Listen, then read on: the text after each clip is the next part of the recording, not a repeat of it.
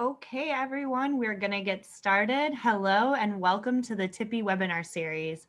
My name is Ashley Durham and I am the Director of Alumni Relations at the Tippy College of Business, and I'll be your moderator.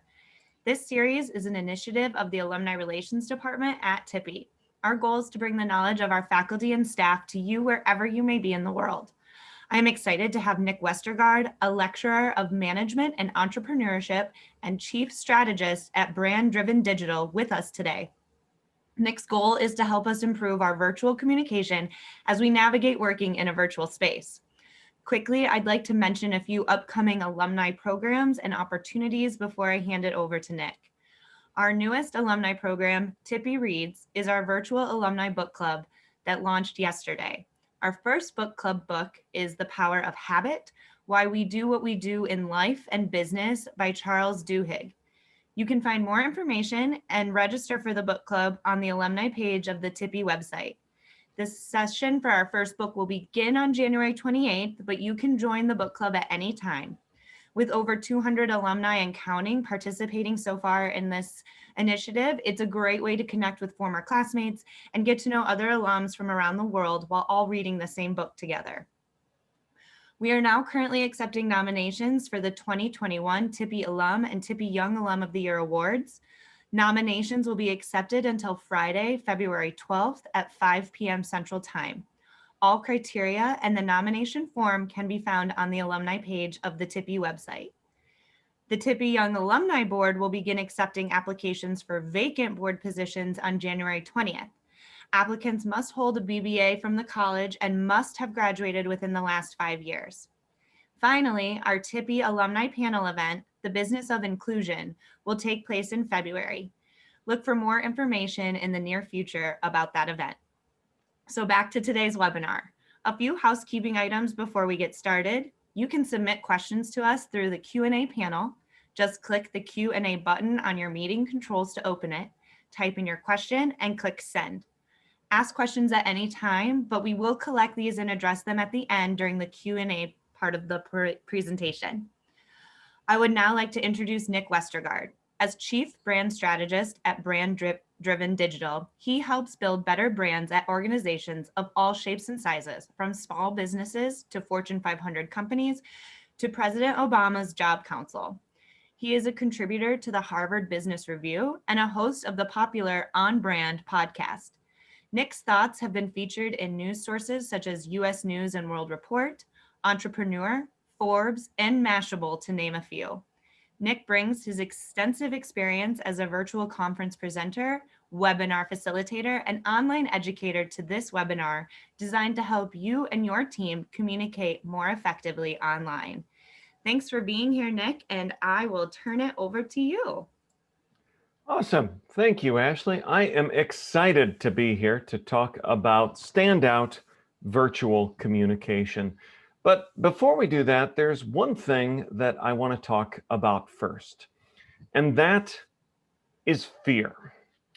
Because when we talk about communication, there's just a little bit of fear around that. In fact, according to Chapman University, we see that the fear of public speaking outranks fear of things that we think of like heights, creepy crawly bugs, and yes, of course, the thing that my wife is most afraid of, clowns.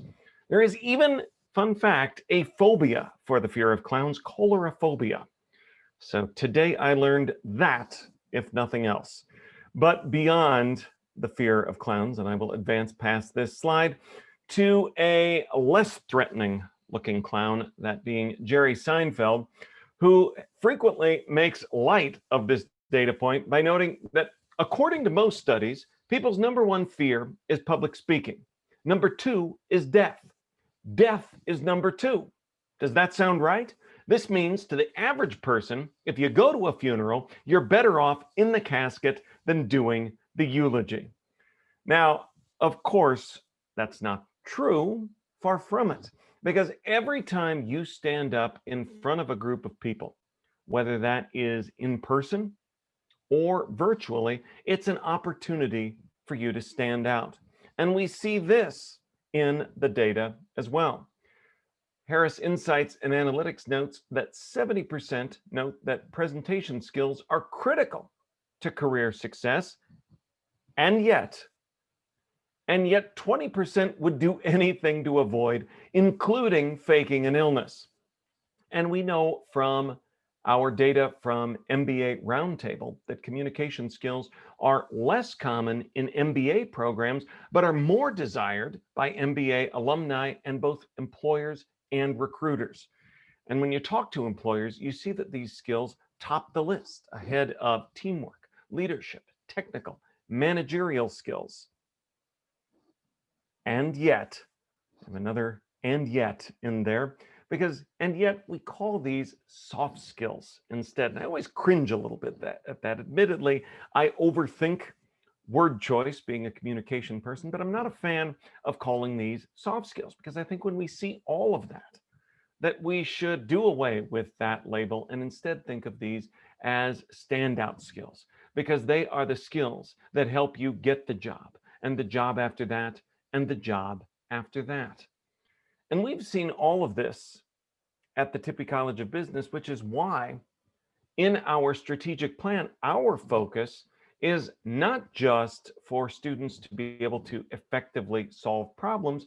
We want them to be able to persuasively communicate their solutions as well. And that's how I spend my time in our graduate programs, in work that I do supporting the Frank Business Communications Center and our assurances of learning as well. But in looking at this, it's a little bit easier said than done, because when we talk about, okay, these are standout skills, how can we get better at them? We take a look at the tools that we have, and often when we think of communication tools, we limit ourselves to Microsoft Office suite of tools. And that's not a dig against those. These are tools that we use every day, but there's really much more to the act of communication, either in person or virtual, than that. So that's why what I want to walk you through today is a better tool for standing out. Now, literally, a stool helps you stand out in front of a live audience. You can get up on top of a stool and get people's attention, but you can do the same thing online as well. And that's what I want to walk you through today. The three legs of that stool for standout communication: story, visuals, and delivery. So let's walk through each of these. But before doing that, I want to note, as I walk through all of this, as I introduce data points, if you think, oh, darn, I wish that I would have written that down, he clicked past it too fast, you can find all of this at nickwestergaard.com/slides. It's my first name, last name, .com, two A's in there, fun Danish thing, /slides. And you can find both the slides that I'm sharing in both slide form and handout form. I also have several other tools that I've uploaded there as PDFs and some recommended reading, because we only have a little bit of time together as well. So let's start our journey with the first leg of that stool, story. So when it comes to communication, all of this standing up in front of others, either in person or virtually, a lot of times the first thing we do is, again, back to Microsoft, to open PowerPoint and start putting together slides that we know, slides that we've used before. We're drafting in PowerPoint slides filled with charts and bullets. Now, again, we need to remind ourselves of some of the better tools for persuasively communicating those solutions. And to do this, you have to go back to some of the original OG persuasion tools from Aristotle, specifically Ethos, Logos, and Pathos. And the ethos is our credibility, our achievements, title, experience, our senior level title, the letters after our name, all important stuff. Logos, logic, facts, data, statistics, all of those things that help us make our case. Pathos, emotions. Ugh. That's sort of what we end up thinking, which is why we over-index on ethos and logos, because we don't want to think about how we can best manage the emotions of our audience. But that is really where the secret lies. because that's how you can most effectively move a person from point A to point B. And the best tool for moving the emotions of your audience is story. Stories move people. It's why people have been gathering since people have been gathering to inform, entertain, educate. This is how our learning took place then. Or, as Antonio Damasio has noted, stories are the fundamental way in which the brain organizes information in a practical, memorable manner. And there's science behind this as well, because your brain on story is a pretty amazing thing. So while you see things like someone's title, while you see things like statistics, that lights up one part of your brain. But cortex activity goes through the roof when someone starts telling you a story.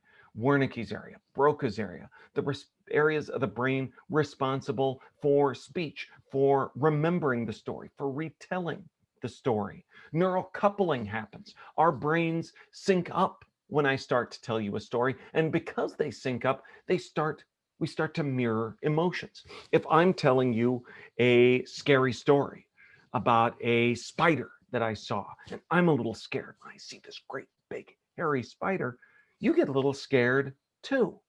If I'm telling you a funny story, you feel lighthearted and fun as a result of that.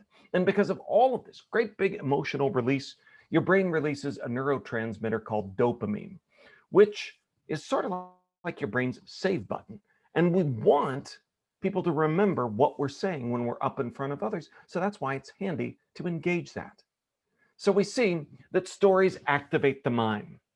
Stories also provide support. Stories also provide us with structure. Now we think of classic storytelling structure, something as a beginning, middle, and end. Back to Aristotle, we know about the story arc, the exposition, the inciting incident, rising action, climax, resolution at the end. And you can see this in stories everywhere. In movies, like the movie that, depending on your age, if you're my age or thereabouts, it's what you would call the first Star Wars movie. Now, by numbering, I know that's off. It would be episode 4 to those in a younger cohort, but you can see this played out there. We meet the droids, we meet Luke. They get a virtual communication from Princess Leia that starts them on their adventure. Rising action, they meet Han and Chewie, they go to the Death Star, they escape the Death Star, they blow up the Death Star in the climax, medal ceremony for everybody but Chewie, sadly, and resolution. Now, we're not going to tell that type of story in our presentations, but we can still utilize that same beginning, middle, and end in the form of context, contrast, and your call to action. So I want to walk through each of these briefly. So context is who's the main character. Hint, it's not you. A lot of times we get up, and that's why we lead with ethos, logos, because we think that the story is about us. The main character is in fact your audience. Why are you in front of them? Which is why a key piece of context is knowing early on what your big idea is. Now that is your point of view as a speaker, as a presenter, and what's at stake to your audience if they don't adopt. For example, you could be thinking that you're just there to talk about a software update, when in fact the big idea behind that software update is that your department will struggle to meet key production deadlines until we update the workflow software. So again, it's about managing people's emotions through a story from point A to point B. From point A, skepticism about the new organizational restructuring, to excitement about collaborations and innovations this will make possible. And as you're generating ideas, one of my favorite tools to utilize, sticky notes. There's nothing they can't do, as I'll evidence several times here in the presentation. They force you to be clear and concise, one idea or so per note. They're a great analog for the slides you'll eventually end up developing. And plus, you can move them around as you identify key themes. And you should identify themes because as you find those themes, what you want to look for is contrast. because the arc of most persuasive talks is built on the contrast between what is and what could be.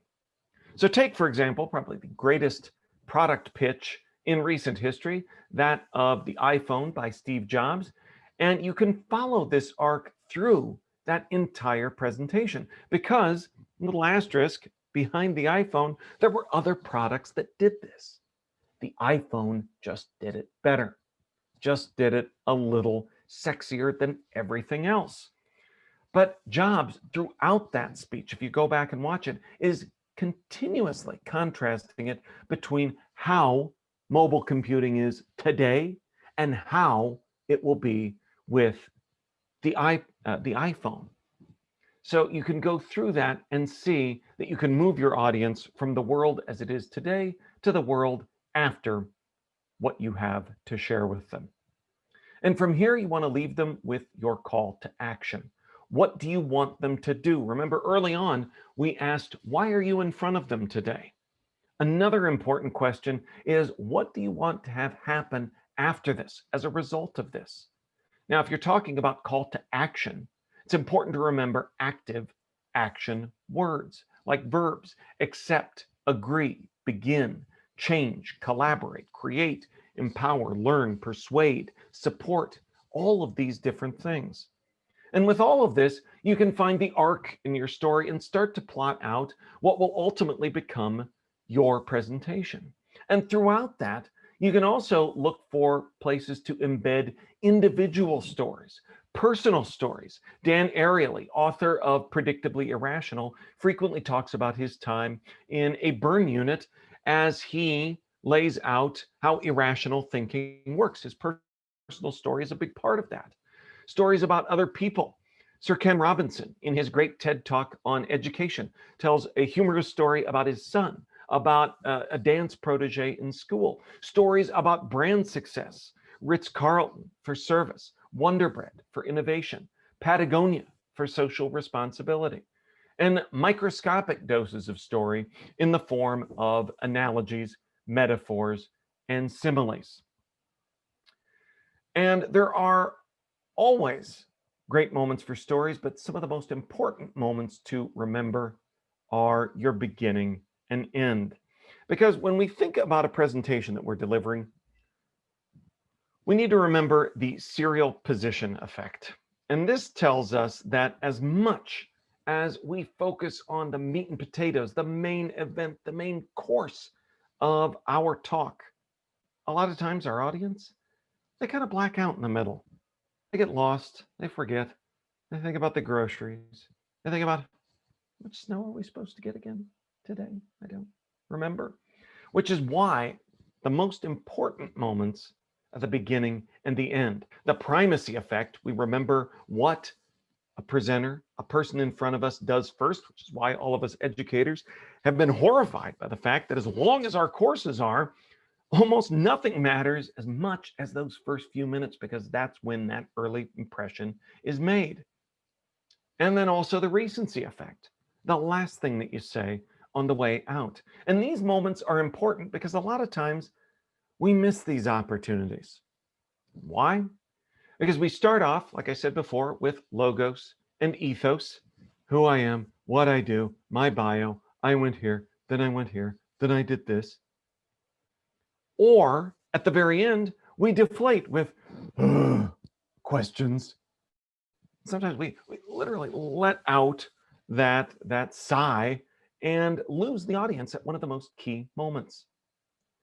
Brene Brown holds many distinctions, but one of my favorites is that unless someone else can find another example, I think she's the only research psychologist that I can think of that also has a Netflix special, The Call to Courage. And at the end of that Netflix special, she closes her time with the audience with a story.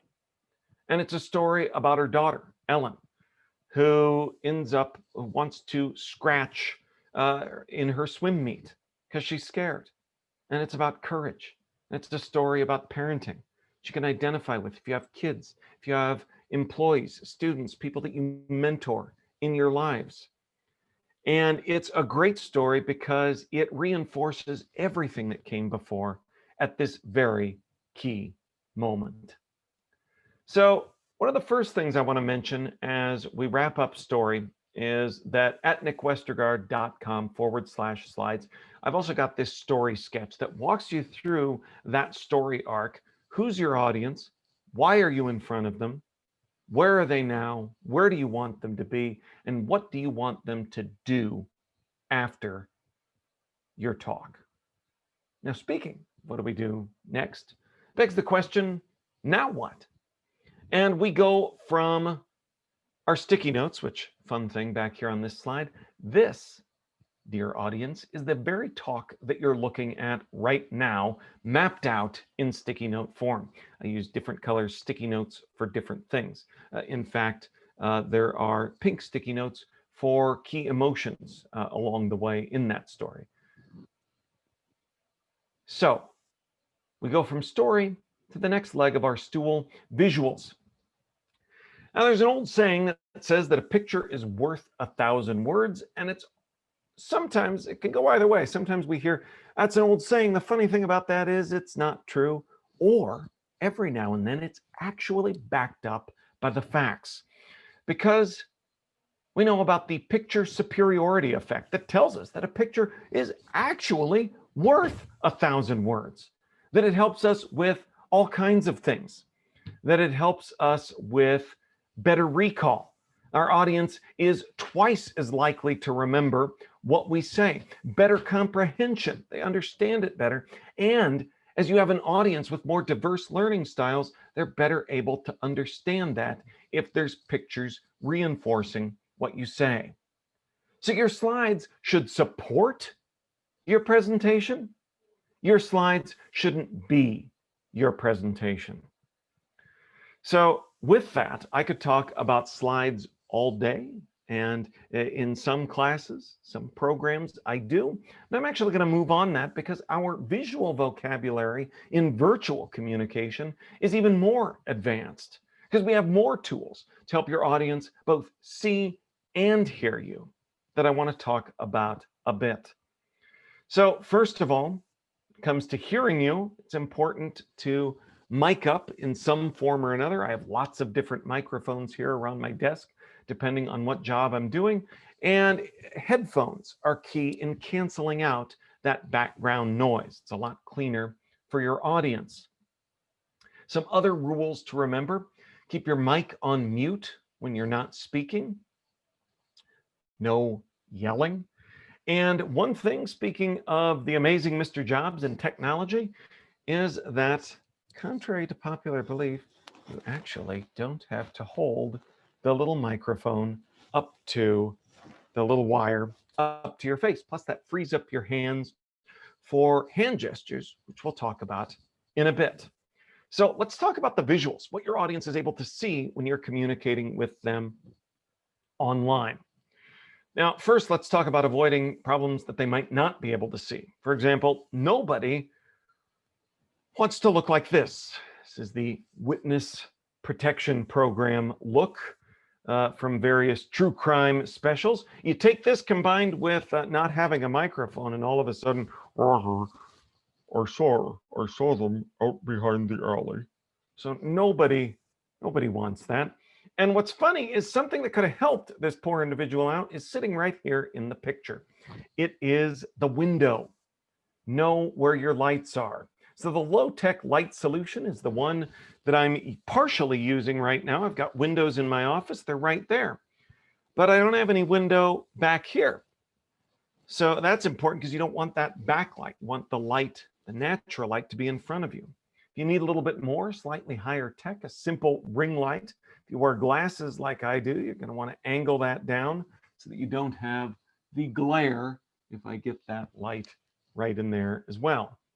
The other thing that we don't want our audience to see, that a lot of us have seen a lot of over the past few months, that's our ceiling fans.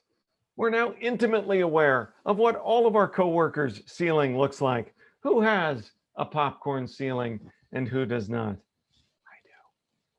So we can avoid this with not Brian Williams, There's no breaking news, but this photo of Brian Williams reminds us of how we want to be framed up in a virtual meeting, because we want to be framed up like a TV news anchor. You want to be able to see just at the top of your head. If a little bit of that is cut off, it's not the end of the world, but the top of your head, but more importantly, your shoulders and upper body as well.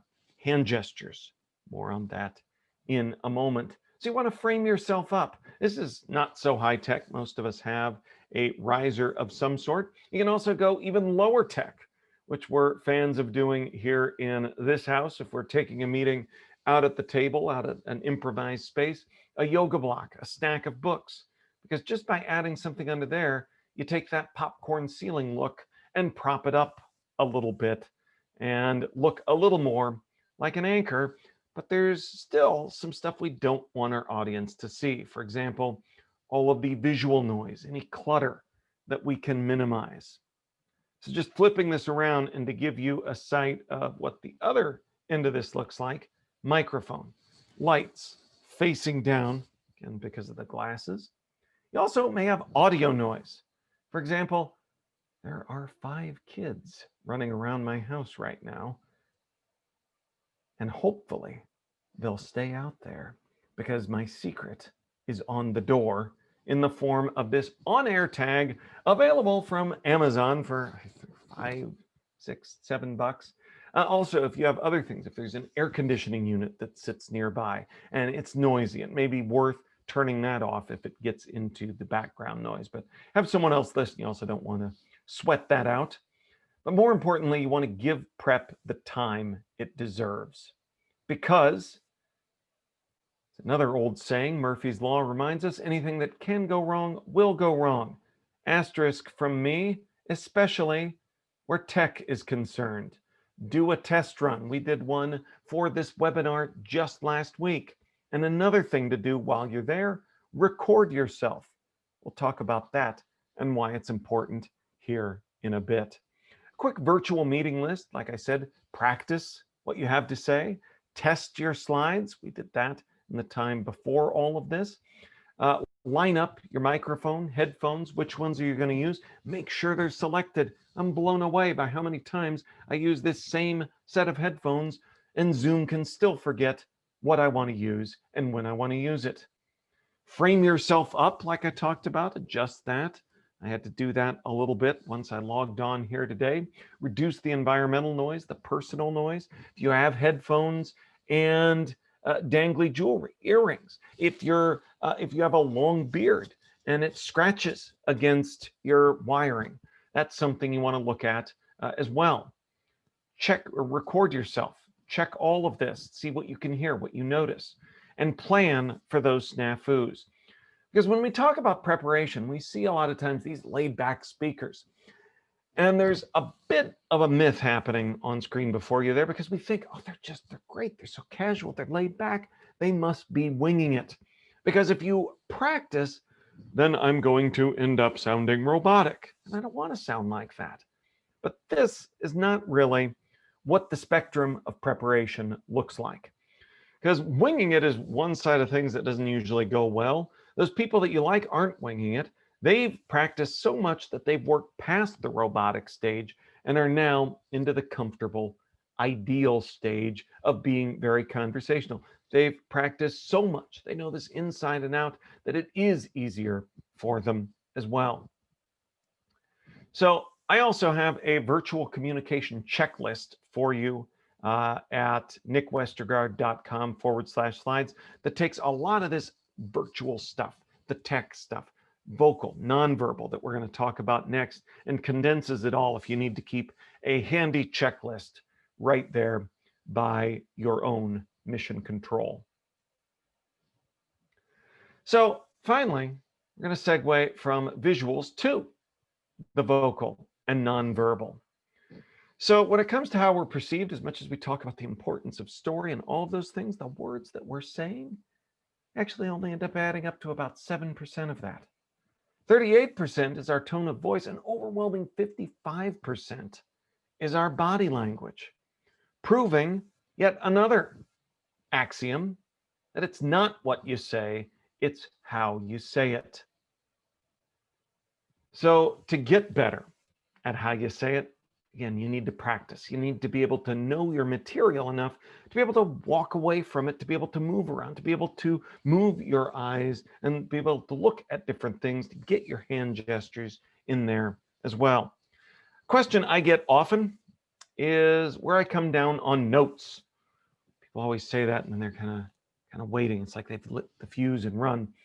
I'm for using notes, but use them responsibly. For example, huge fan of sticky notes. Sometimes in certain casual circumstances, you don't even need slides. I'm a fan of taking those sticky notes that you use to map out the talk, putting them into a folder, setting them on the desk in front of you, and glancing down at them. Now, virtually, we have some different tools that we can utilize because virtual eye contact's a little different. We want to be looking in this general direction. I was interviewing Tom Peters and I wanted to get his bio right. So I utilized my screen as a bit of an easel so I could read that.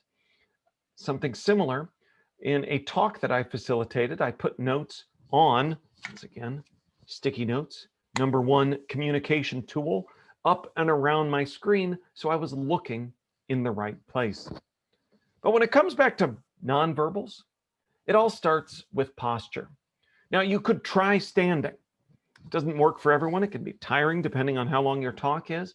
I've found for me, when I'm giving a presentation like this, it does kick my energy up just a little bit and captures some of what I feel like I'm like when I'm in a room with someone else as well. So standing can be helpful, but again, make sure you're framed up right. People aren't looking at your ceiling. But it's important to remember the work of Amy Cuddy, as she talks about with power posing and all of the work about making yourself as big as you can in every way that you can. And it's easy to think, oh, well, it's virtual. I'm sitting at my computer. I don't have to worry about all of those nonverbals. Wrong, because high power poses, low power poses can exist in either sitting or standing form. So you want yourself as big, as open as possible. This begs the next question as you talk about making yourself big, getting your shoulders out, arms out, hands out. What do you do with your hands? That's the Talladega Nights Ricky Bobby question of where are my hands supposed to go? So a few important tips to remember. You can utilize the box. Gestures confined to a box here at your chest, your belly. You can make that a basketball.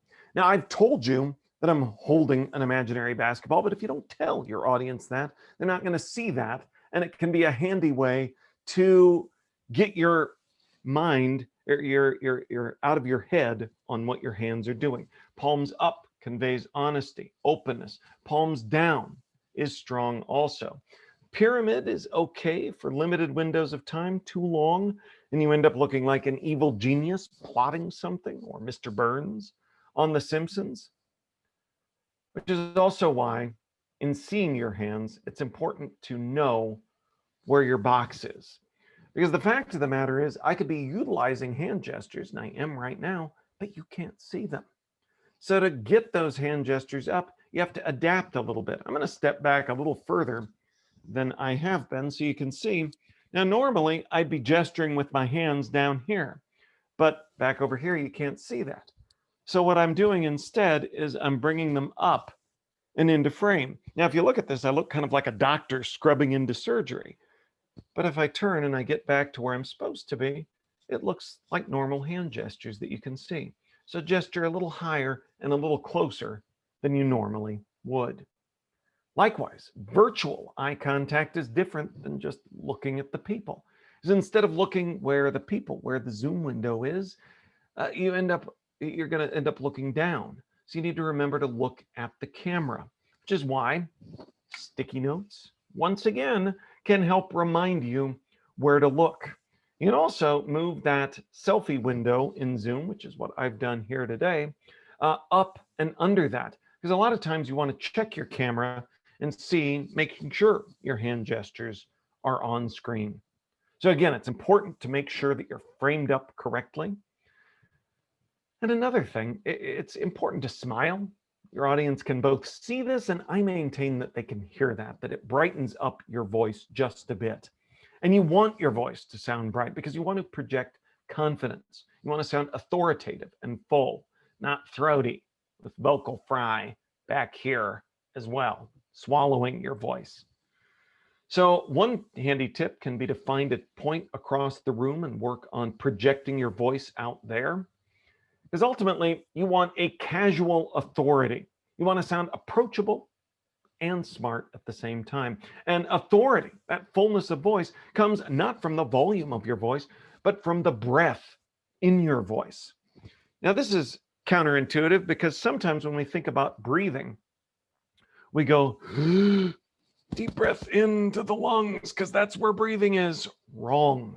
That's chest breathing. It's only going to get you so much. What you really want to do, I'm going to step out so you can see, is put a hand, raise that up a little bit so you can see, on your tummy, right in front in your stomach, and take a few deep breaths and feel that.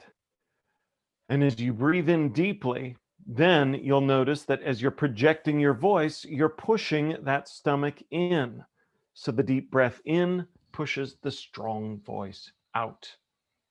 Articulation is important for the simple reason that if you want your audience to understand you, they need to be able to understand you. So how do you know if you're articulating enough, especially in a virtual setting? Well, here's a tip. Watch your mouth. Another reason why it's handy to move this selfie window right up there. If you can see your mouth moving, there's a pretty good chance you're articulating appropriately. If you can't see your mouth moving, there's a good chance your audience can't understand you at all. You also want to utilize vocal variety, different tones of your voice to keep your audience engaged, especially online where monotone can be deadly, can put your audience to sleep. Practice on headlines and ads. Work on sounding a little more like those news announcers. And also look for ways to regulate your rate. Slow building rate and pace can be good for building a dramatic moment, whereas fast can help you communicate something exciting, driving. Pausing is also powerful. There's one thing that runs counterintuitive to our perceived best practices is that a flawless speaker is someone that speaks nonstop, when in actuality, studies show that speakers who take short, frequent pauses actually are better received by their audiences because the audience can understand. It's sort of like, if we talk about white space visually, it's like giving your audience oral white space. Especially online, your audience needs time to process. And when you take those pauses, you can also avoid the thing that I'm probably most asked about, which is filler words. Pausing helps eliminate those filler words because a lot of times we get nervous, we're scared, like I said, we haven't practiced as much. So combine those two things and your mouth ends up getting ahead of your mind. And you don't know what comes next, so we fill it in because the silence is scary. And we fill it with ums and ahs instead of pausing. Pausing can be your friend. If you don't know what to say, stop. Mark Twain noted, no word was ever as effective as a rightly timed pause. Talked about recording yourself earlier, and when you do so, there's another tool that I have at the link with my slides that is a tool that we use in our graduate programs here. We call it a delivery diagnostic, and it's a simple tool for evaluating, was your volume okay? Was your speed okay? Was your fluency, tone, pitch, hand gestures, eye contact okay? Some final audience engagement tips. If you're not getting any audience engagement, remind them every now and then. I'm hearing crickets. If you're getting too much, if you're getting interrupted, then simply note, I'll be taking questions at the end, which I will be very shortly. And you know that because we've set expectations. So remember to do that as well.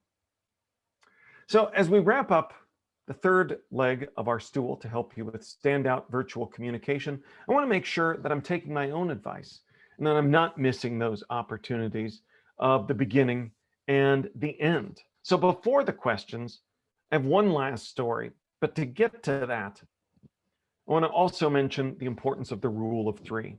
Ideas presented in groups of three are inherently more interesting, enjoyable, memorable for your audience, which is why presidential inauguration a week away, we see it frequently in presidential communication. Life, liberty, the pursuit of happiness, government of the people, by the people, for the people.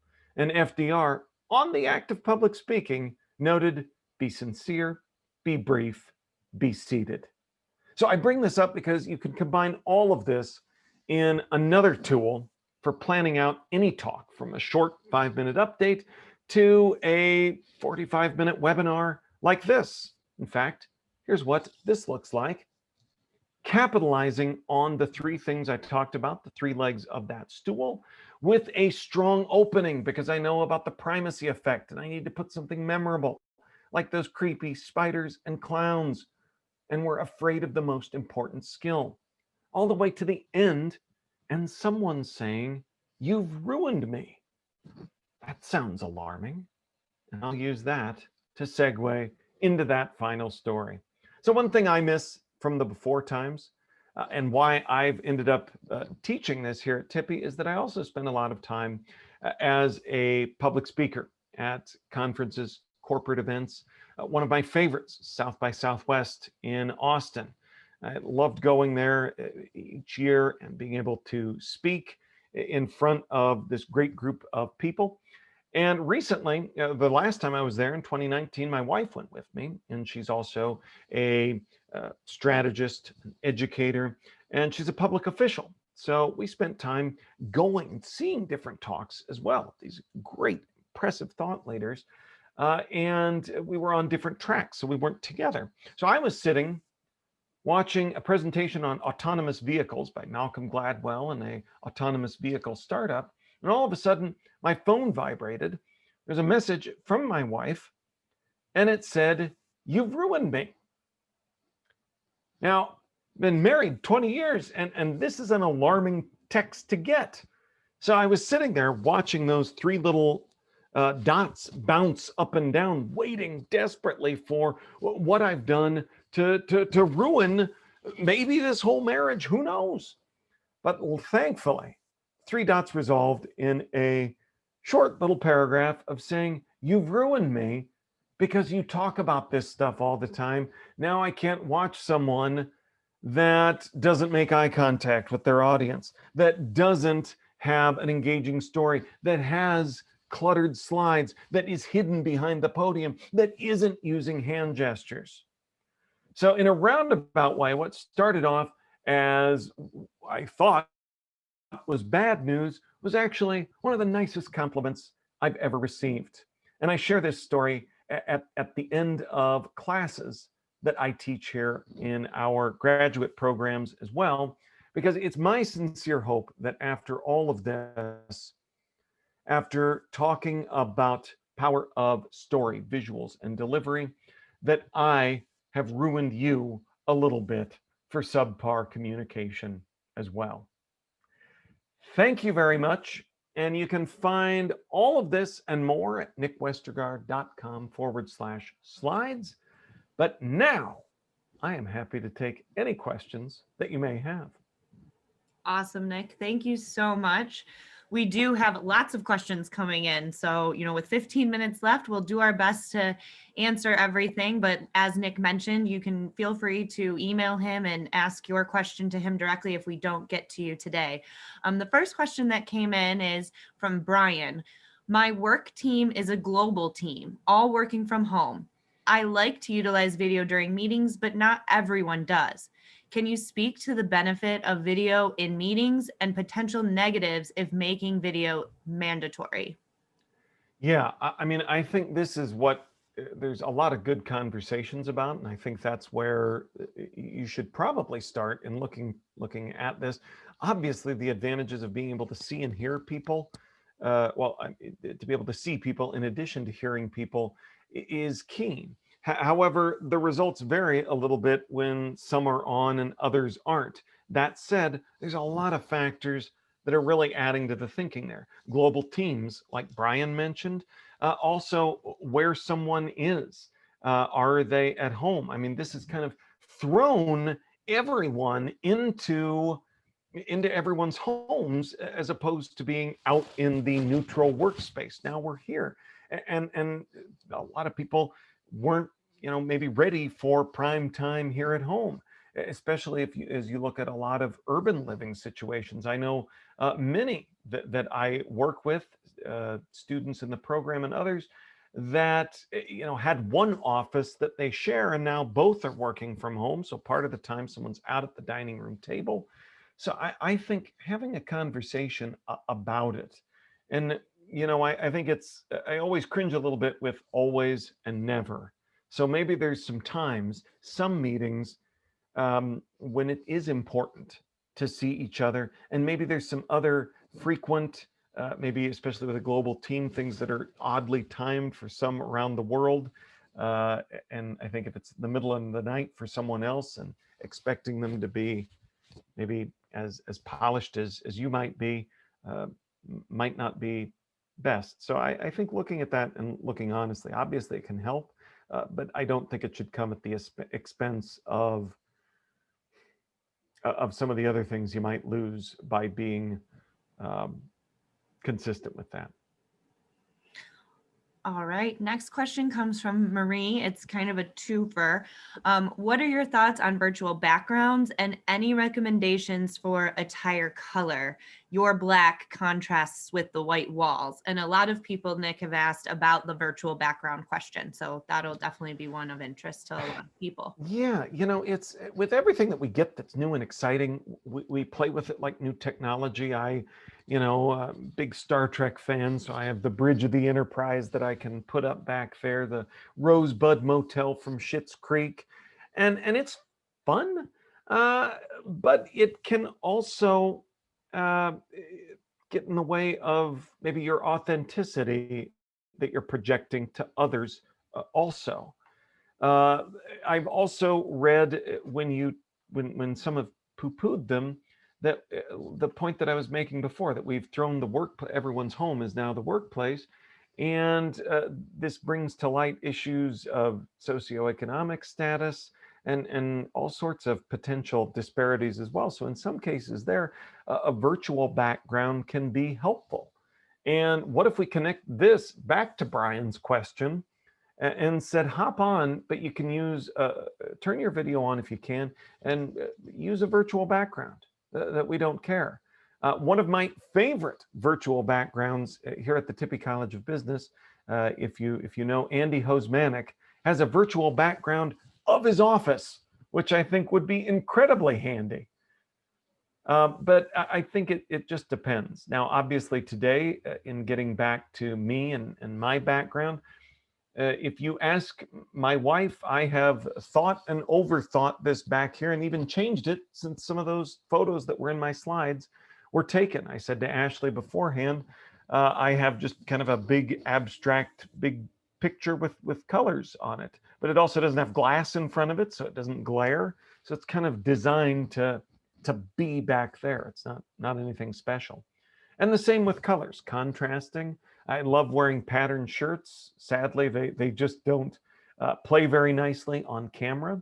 So you hit the nail on the head in terms of contrast. You want to especially watch those small patterns, checked patterns, because they can moire. Those are some great advice and some tips.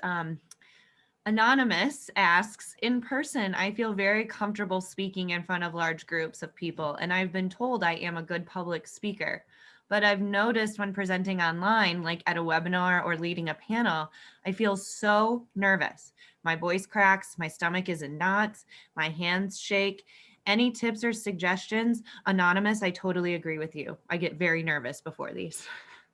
Yeah, and there's been a lot of surprises during this pandemic. One that I enjoy public speaking. I get a lot of energy from it. One of the things that has blown me away as we've done more of this is how analogous to the in-person experience it is, both in terms of nerves, in terms of a lot of those things. In some ways, there's more things to worry about. We talked about all that tech. It can get really scary. And also if you read about Zoom fatigue, because how many meetings a day? I bet if this is your first, you're doing better than I am. But we're on here so much. And especially in these cold, at least if you're in Iowa, cold winter months, it's hard to get together with friends outside and distance. So we're having Zoom happy hours. I heard someone point out that, it's like, what if you took one booth at a restaurant and every work meeting that you had was in that booth, every work presentation, every sales meeting was in that booth, every time you got together with friends. So it's draining, all of this, to send this energy into the little box in front of you right here. So I think planning for it is just as important.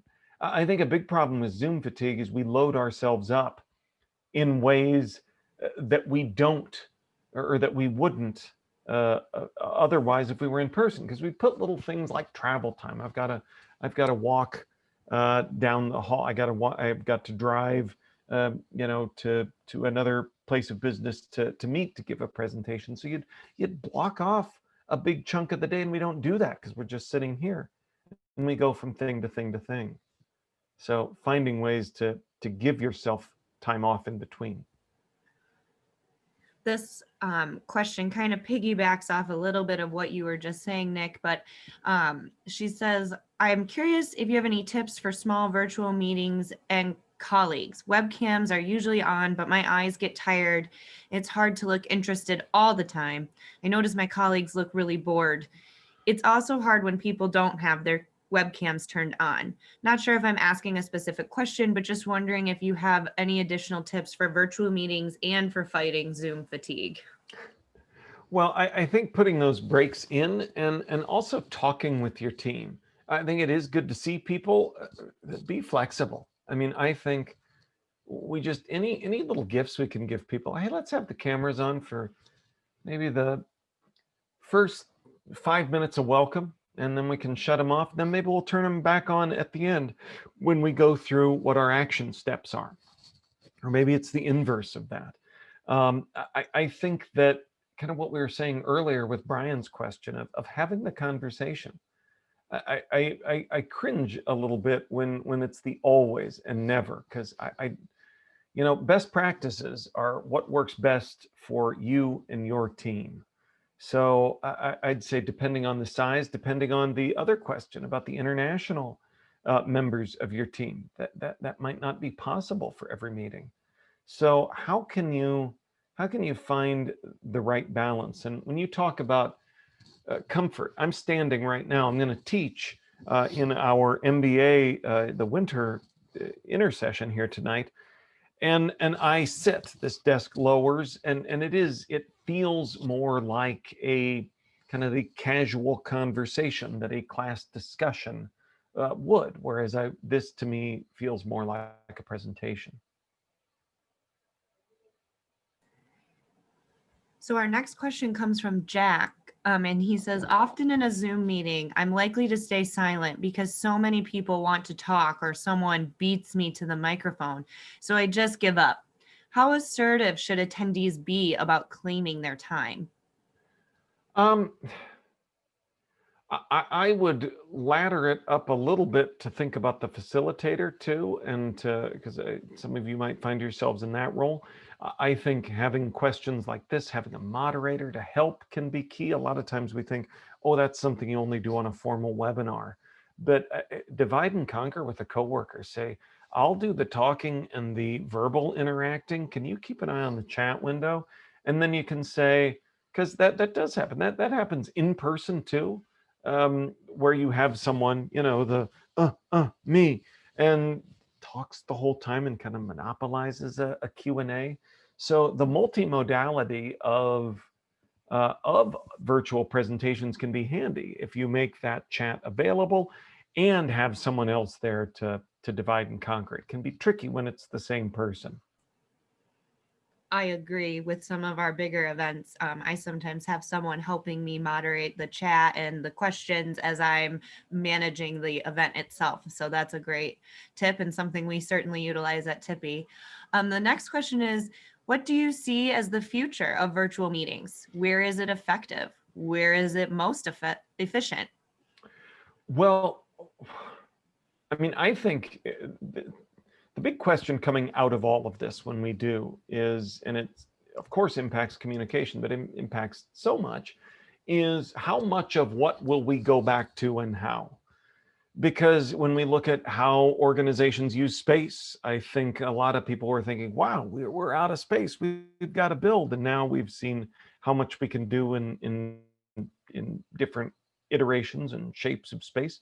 But I think with meetings too, I think, what if it is easier to stay more in touch like this if we are virtual, if we are distributed versus coming in? Or we know for this type of meeting, for this type of planning, we know that we need to be together, and that meeting is a specific event. I think we're going to look at some hybrid solutions of how this works in a way that we haven't before.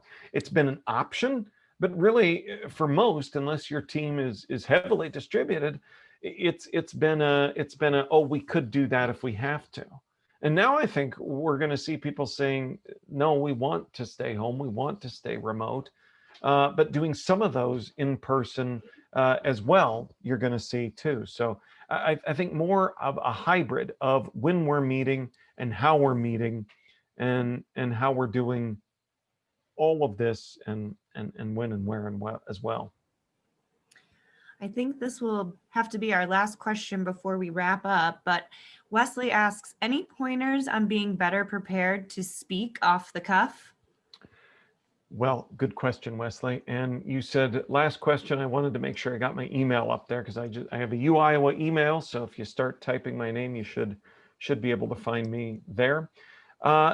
This is something that we spend time on in the classes that we teach, and it is one of those annoying things from the student perspective, but we find ourselves speaking in an impromptu manner all the time, introducing something. So I think practice with it.